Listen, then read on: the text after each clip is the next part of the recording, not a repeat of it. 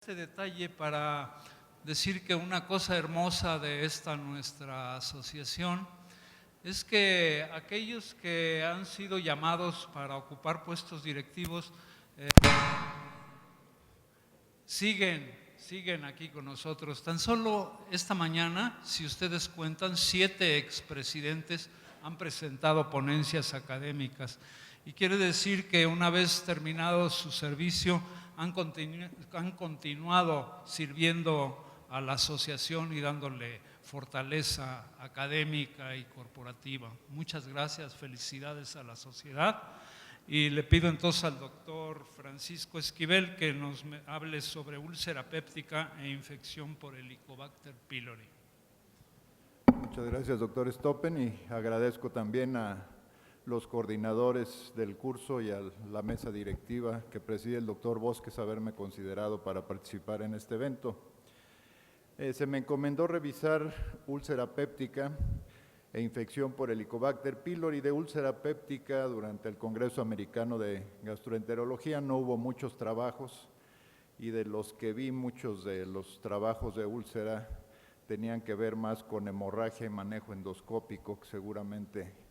abordará en la próxima plática el doctor Barrera. Básicamente les voy a mostrar, en relación con lo que es la lesión péptica, dos trabajos. Este, que es un trabajo de revisión fundamentalmente para evaluar qué está pasando, qué ha pasado con la presentación de úlceras, hemorragia, lesiones, pacientes que se manifiestan con hemorragia abierta del tubo digestivo, hemorragia evidente, o pacientes que presentan hemorragia oculta. Y este grupo analizó 300 pacientes, seleccionando 100 pacientes de 3 años, 2007, 2010 y 2012, y evaluando la incidencia, evaluando cuál fue la incidencia de hemorragia abierta o evidente y hemorragia oculta del tubo digestivo, analizada o detectada por la presencia de anemia por deficiencia de hierro. Se analizó además el consumo de medicamentos, fundamentalmente antiinflamatorios, hierro y terapia antitrombótica, y ellos encontraron en el análisis que en todos los grupos la hemorragia fue más frecuente en hombres, 62.5% la hemorragia evidente, un poco más frecuente en mujeres la hemorragia oculta. La edad promedio de los grupos fue semejante, aproximadamente una edad promedio de 50 años, con diferencias desde los 35 hasta los 75 años. Hubo mayor requerimiento transfusional, lo cual suena lógico en el grupo de hemorragia evidente del tubo digestivo, y no hubo diferencia en cuanto a edad en ambos grupos de presentación de hemorragia. Esta tabla les muestra los resultados de este trabajo, de esta revisión, y en este trabajo, y probablemente sea algo que hemos visto en los últimos años, todo se ve como la hemorragia evidente del tubo digestivo alto tiende a tener un decremento conforme pasa el tiempo, y esto coincide con un incremento en la utilización de inhibidores de bomba de protones, principalmente en pacientes que consumen antiinflamatorios, terapia antitrombótica y hierro. La hemorragia oculta del tubo digestivo, por el contrario, si se pueden observar, del 2007 al 2012 también sufrió un ligero incremento, y la conclusión de este trabajo es que evidentemente se le ha dado en los últimos años mucha importancia a la protección de lesiones cuando se consumen este tipo de medicamentos utilizando inhibidores de bomba de protones, lo cual parece que sí, de alguna manera nos ayuda a controlar el riesgo de que los pacientes que consumen estos medicamentos tengan una hemorragia abierta, más no así aquellos pacientes que pueden tener el riesgo de no proteger con inhibidores de bomba de protones otros segmentos del tubo digestivo, y que pueden llegar a presentarse con hemorragia oculta o con sangre oculta en heces. Este otro trabajo, también relacionado con recurrencia ulcerosa, fue realizado en Japón para evaluar la eficacia a largo plazo, la tolerancia y la recurrencia de úlcera, utilizando un nuevo inhibidor de secreción ácida del grupo de los inhibidores de ATPasa competitivos con potasio. De estos ya se han probado algunos ya en fase clínica,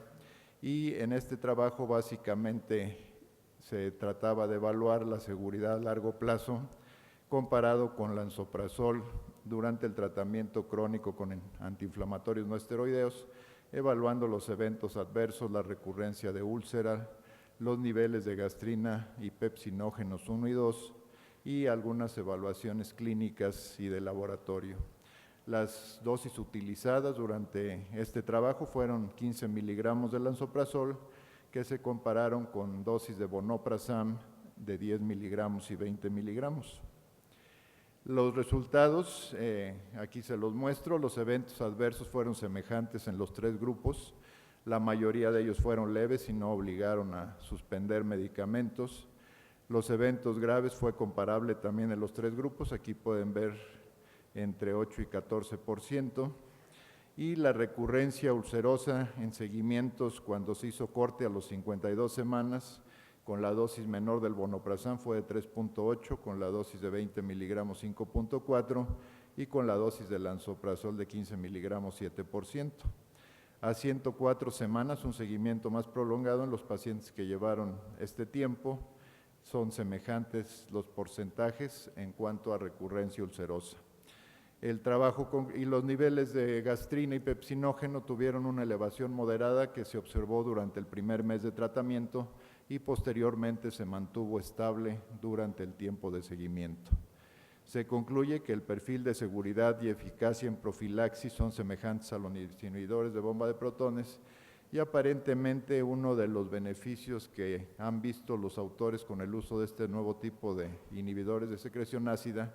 es que al parecer no tiene injerencia el genotipo del CYP2C19, que aparentemente puede ser algo que modifica la eficacia, el efecto de los inhibidores de bomba de protones. Pasando a lo que es el Helicobacter pylori, el año pasado que me tocó hacer la revisión de este tema, les presenté la mayoría de los trabajos que hubo el año pasado fueron sobre epidemiología, prevalencia, fisiopatología y carcinogénesis. Y este año, aunque incluso los mismos autores siguen presentando algunas de sus experiencias, este año hubo más trabajos ya más relacionados con lo que es la resistencia a antibióticos y lo que es en relación a diferentes formas o nuevos esquemas de tratamiento. Entonces, este año vamos a presentar un poquito más este aspecto de la infección y les presento este trabajo realizado en Singapur, en donde se revisan de 2000 a 2014 qué ha pasado con la sensibilidad a antibióticos en pacientes o en el registro que tienen de pacientes que fueron cultivados para diagnosticar la infección y para ver la sensibilidad antimicrobiana. Se hizo la determinación de la concentración mínima inhibitoria para cada antibiótico, y aquí pueden ver los números, se separaron por bienios, el número de cultivos varió entre 101 y 170 hasta el 2014, en total fueron 708 cultivos,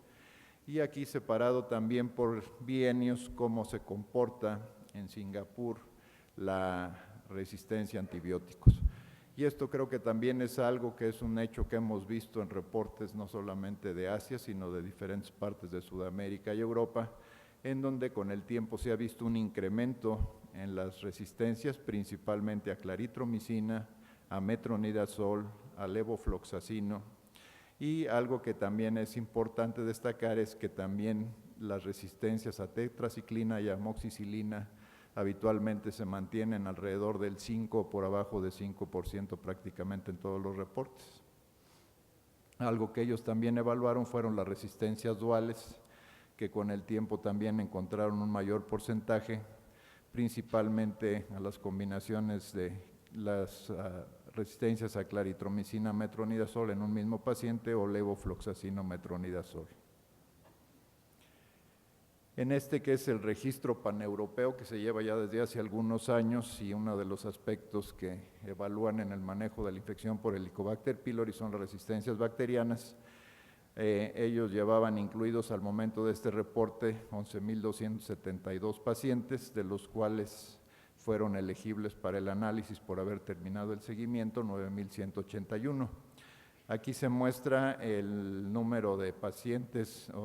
que tenían, el porcentaje de pacientes que tenían cultivos previos a iniciar tratamiento.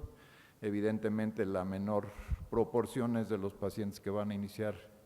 el tratamiento por primera vez y obviamente va subiendo conforme se incrementan los intentos de terapias de rescate, porque cuando ya el paciente falló 2 veces, pues obviamente una consideración actual es hacer el cultivo con sensibilidad antimicrobiana. En el registro que ellas llevan con ese número de pacientes, analizando cuáles son las resistencias bacterianas reportadas, pueden observar también cómo la mayor parte de las resistencias son a claritromicina, metronidazol, la resistencia dual a claritromicina, metronidazol, a quinolonas y muy bajo el porcentaje de resistencias a amoxicilina. Pueden observar cómo también, y esto pues también es un hecho de observación y es lógico, que conforme se hacen antibiogramas, cultivos con antibiograma después de hacer más de 1 o 2 tratamientos, vamos a encontrar mayor resistencia a estos 3 grupos de antimicrobianos. En este otro trabajo realizado en Corea, este es un trabajo en el que se evalúa la terapia secuencial con moxifloxacino contra la terapia secuencial con claritromicina por 2 semanas en 161 pacientes con diagnóstico confirmado de la infección y que no habían recibido tratamientos previos. Se confirmó la erradicación después del tratamiento mediante prueba de aliento 4 semanas posteriores. Y aquí se muestran los resultados en este trabajo y en este estudio pueden ver cómo en los grupos de intención de tratamiento, el tratamiento secuencial con moxifloxacino fue superior a la terapia triple estándar, también en el grupo de protocolo correcto y también en este análisis al evaluar la tolerabilidad del tratamiento se encontró que era mejor tolerado que la terapia con claritromicina. Ellos proponen que la terapia secuencial con moxifloxacino por 14 días puede ser eficaz y con mejor perfil de tolerabilidad y seguridad que la terapia con claritromicina. En este trabajo de Grecia se estudiaron también 275 pacientes con Helicobacter pylori que no tenían tratamiento previo y el objetivo era comparar la terapia concomitante con la terapia secuencial por 10 días para erradicar Helicobacter pylori en una región en donde ellos trabajan que tienen índices de resistencia a claritromicina superiores al 20%. Se les realizó para confirmación prueba de ureasa, histología y cultivo y se les sortearon para cualquiera de los 2 tratamientos, 136 pacientes para el tratamiento concomitante y 139 para el tratamiento secuencial. También se confirma la erradicación por prueba de aliento y la terapia concomitante, la edad promedio fue de 54, en la secuencial 52, no hubo diferencia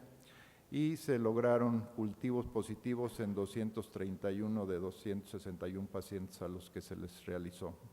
Las resistencias bacterianas que reportan ellos al hacer los cultivos fue a metronidazol 35%, a claritromicina 23% y la resistencia dual en el 7% de los casos. La adherencia que tuvieron al tratamiento, por los tratamientos por 10 días fue de 98%, los efectos secundarios en 35% de los pacientes que no ameritaron la suspensión de los tratamientos y en la tabla se puede apreciar cómo fue superior la terapia concomitante a la terapia secuencial y cuando hacen el análisis del porcentaje de erradicación de acuerdo a las resistencias, pueden ver cómo el 100% de los pacientes que tenían resistencia a metronidazol tuvieron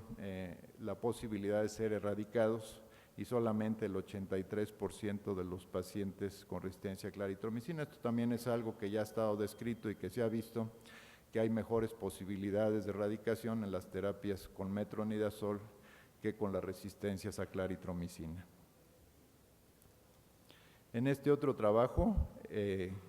realizado por Kim, evalúa las terapias diferentes que se utilizan en la actualidad para erradicar el Helicobacter pylori,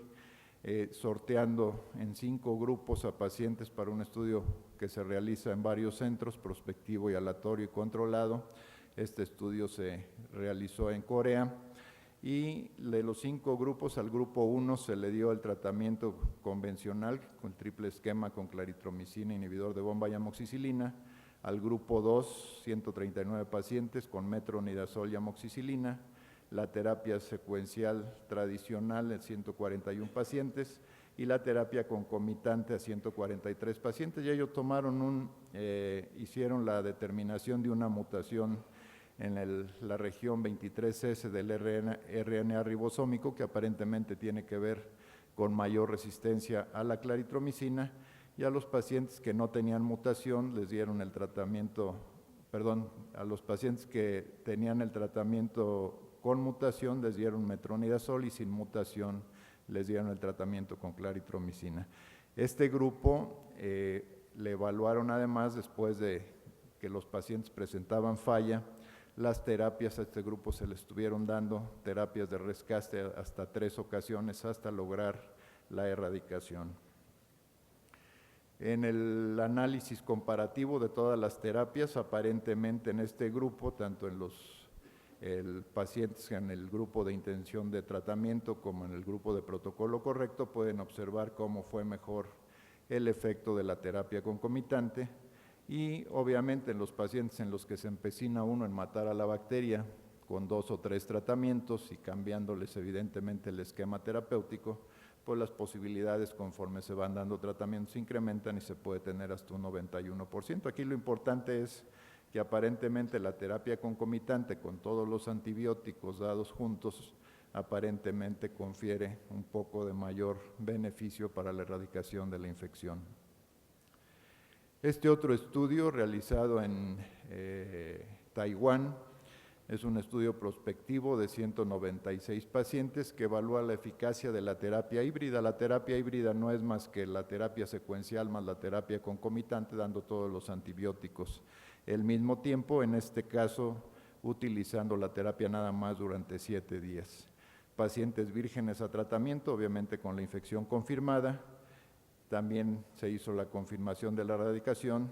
y los pacientes que tuvieron falla al tratamiento híbrido se les dio una terapia de rescate por 14 días con inhibidor de bomba, levofloxacino y amoxicilina.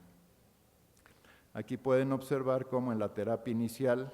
la terapia híbrida fue superior al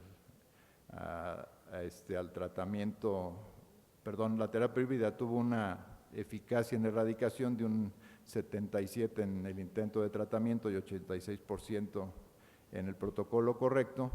y los pacientes que fallaron en la segunda línea con levofloxacina se logró una eficacia de alrededor del 65%. Los efectos secundarios fueron con la terapia híbrida del 31.9%, en la terapia triple con levofloxacino 17%, y en todos los casos se considera que los efectos fueron leves y no ameritaron en ningún caso suspender el tratamiento. Aquí uno de los comentarios y conclusiones que sacan los autores es que los bajos índices de erradicación en ambas terapias probablemente están comprometidas por la resistencia que ustedes observan aquí a los 3 antibióticos utilizados. Este otro trabajo, ya cambiando un poquito hacia otra etapa de lo que es el tratamiento actual o las sugerencias actuales para el tratamiento de la infección, es la eficacia de el citalofloxacino que se utiliza en Japón, es una nueva fluorquinolona, pero con una terapia de mantenimiento de inhibición ácida. ¿Qué quiere decir esto? Bueno, pues que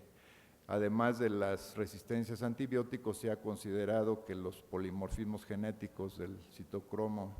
del CYP12C19 tienen que ver con la acción de los inhibidores de bomba de protones y obviamente pueden también evitar una mejor terapia de erradicación. Aquí pueden ver cómo utilizando 10 miligramos 4 veces al día del omeprazol, del rabeprazol, con el tratamiento antibiótico, con la citalfloxacina y amoxicilina, tuvieron índice de erradicación alrededor del 90% en cualquiera de los 3 grupos de tratamiento.